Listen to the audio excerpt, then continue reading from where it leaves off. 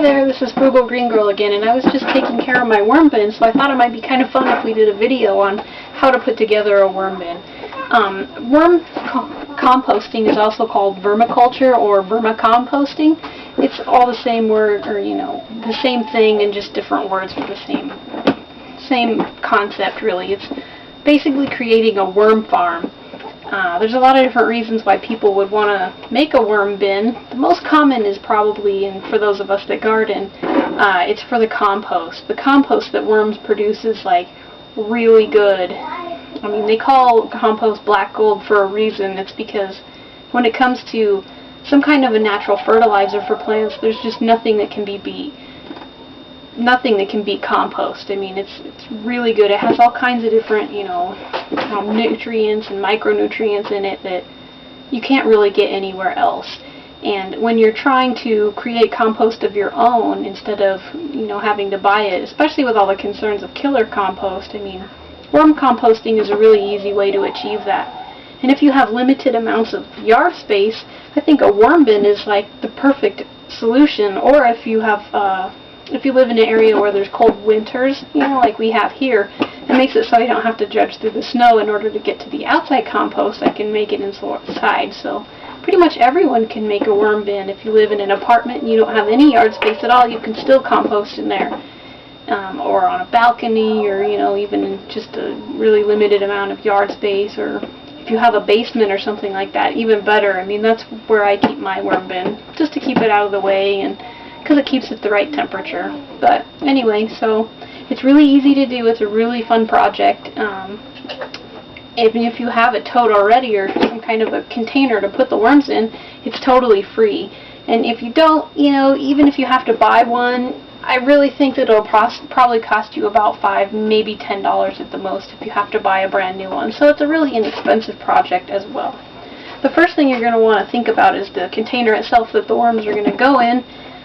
This is like a storage tote type container, and I think that that's the most ideal type container to use because what we're really looking for is a large amount of surface area. If you get a tote or something that's kind of deep but not very wide, your worms won't have as much area to live because they seem to live right at the very top, right at the, top couple inches of the in the materials that you're going to be filling it in. So what you're going to look for is something that's sort of wide but shallow. If you're really in a pinch for some kind of a container to put them in, you can use something like a 5-gallon bucket, but those aren't as ideal because they seem to be more deep and less wide. But they will work. So whatever container you want to use, whatever you have around or whatever you can find is probably going to be fine. Just make sure it's nothing that's, housed any kind of crazy chemicals or anything like that. The worms probably not like that very much. The next thing to consider, or when you get your tote, is that you want to make sure it's opaque. Worms don't like light, whether it's artificial or natural sunlight.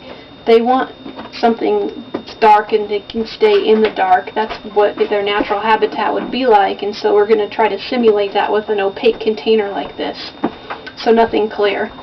And then when you get your container, you're going to want to drill a whole bunch of holes on the lid. I would say probably about 20 holes maybe on the lid, depending on the size of your container again. And then drill some around the sides as well. On the sides, I would say, I don't know, you don't have to go too crazy with it, but maybe another like 5 or 10 per side or so. And then once you've gotten all your holes drilled, what you're going to want to do is start with some bedding. Like most pets, they need a little bit of bedding. The bedding material can be kind of anything that's papery. Something like newspaper, shredded up newspaper works really well. Cardboard also works really well. Let's see, egg cartons, which is what I'm using today, works very well. Leaves can work if you're starting this in a season where you have access to leaves, or you can use a combination of things. That's probably the most ideal, is some kind of a combination, but whatever you have will be fine. So put a nice thick layer of bedding material in the bottom of the container. I would say maybe at least an inch, maybe as much as a couple inches of bedding material. And then you're going to want to put some food waste in here. Pretty much anything that you would normally compost would be acceptable in a worm bin. Things like fruit and vegetable waste is most ideal. You can also use coffee and tea. Those are really good. Make sure the tea bags don't have little staples or anything like that. But things that you would want to maybe put in maybe in moderation would be things like ground eggshells. Ground eggshells are actually a pretty good idea to put in here because it'll stimulate them to want to reproduce, which is definitely something you want.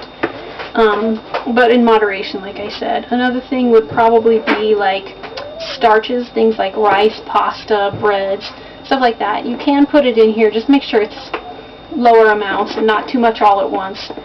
Another thing would be maybe like citrus peels. You can also put those in, but very low amounts of them. Onions, stuff like that. Aged manure would also be another good choice of something to put in here, but again, all of these things in small amounts.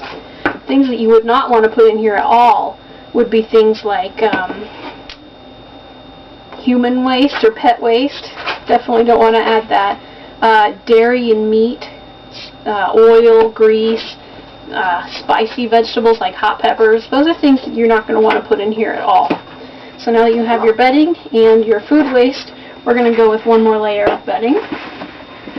Let's load all that in here. And then the rest of your food waste.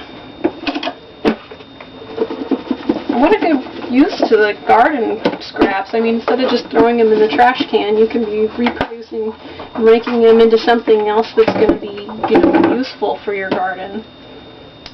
Okay, so now that you have all of the layers of bedding and food, what we're going to want to do is put another layer of compost in here, and this is not something you want to skip.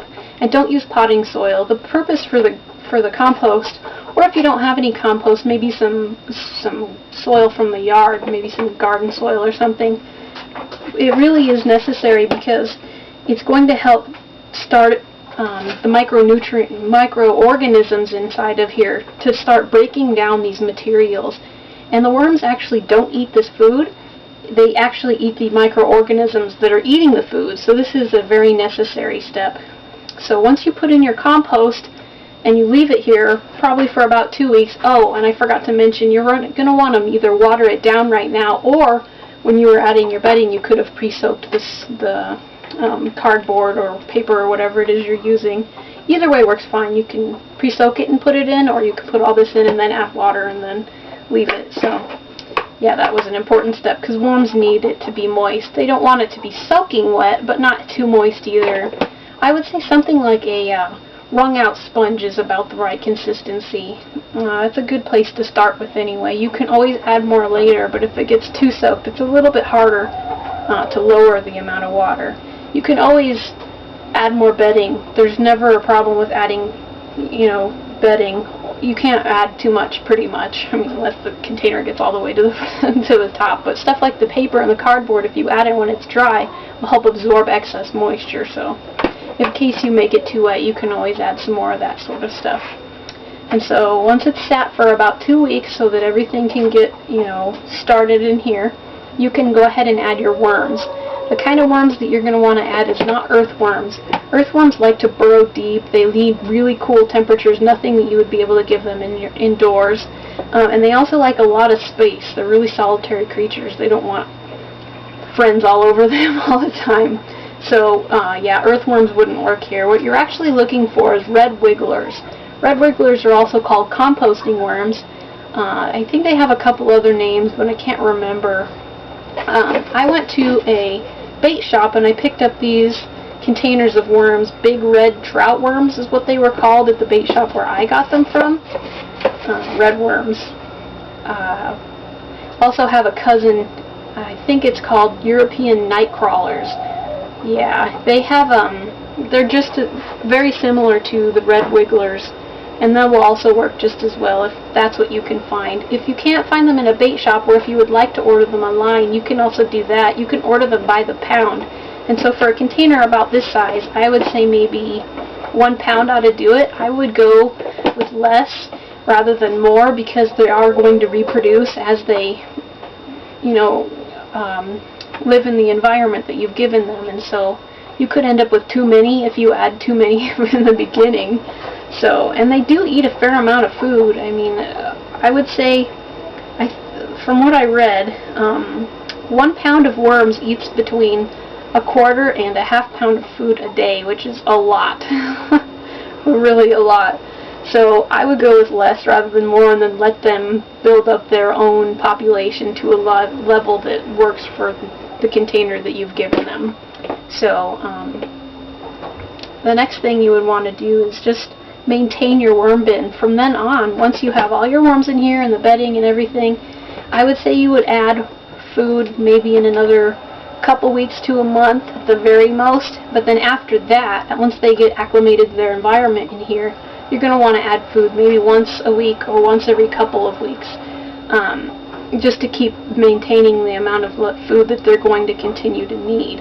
And they're going to lay eggs and have little babies and whatnot, and so if it gets too dried out, you can always just use a squirt bottle to add more water, because the worms do need a fair amount of moisture. And again, if it gets too moist, you can always add the paper to help dry things out. And then after you've kept the worm bin going in your location where you're going to put it, for me, I keep it in my basement. That keeps it at the right temperature. The worms like to have a temperature between 60 and 85 degrees Fahrenheit, which is 15 to 30 degrees Celsius. So a basement is a pretty ideal location that can keep them at the right temperature all year long. Sometimes people have a heated garage that they're able to put it in or whatnot, or if you don't have a basement, you can just maybe put it on the floor of a closet somewhere in the corner of your house. As long as it can stay, no warmer than 85 and no cooler than 60 degrees, they'll be just fine. And then after you've kept it going for probably about 6 months or so, you can probably start harvesting the compost. And this is done one of two ways, and I won't sugarcoat it, it's a little bit messy. You can dig down to the bottom of the box and then kind of scrape out a little bit to use as little bits, or if you want to harvest a whole bunch all at once, say you're doing your spring planting and you want some good compost to add to your garden beds, what you can do is take off the lid and flip it upside down. And then all the stuff that's at the bottom, or would be at the top because you flipped it over, is the stuff that you could be harvesting. You can tell when compost is ready because it's a nice dark color and it has this rich earthy smell. If it smells like rotting food, it's not ready yet. It's not going to do your garden any good. It's actually going to rob the nutrients from the plants rather than give it back to them. It needs to be fully mature before you can add it. In my worm bin, when I first started it out, I bought 4 packages of these worms from the bait shop, and so it took my worm bin, I would say, a good year before it finally had some compost that was ready. But when it did, it was a nice, thick layer of it, and so because of that, I want to start producing all of my own compost. I don't want to buy it from the store, and risk getting killer compost, and so that's why I'm starting a second bin. This is actually my worm bin right now, and now I'm using this one as my second bin. And so it's a really easy project to do. It's really fun. The kids really like it too. They really like having pet worms, thousands of them.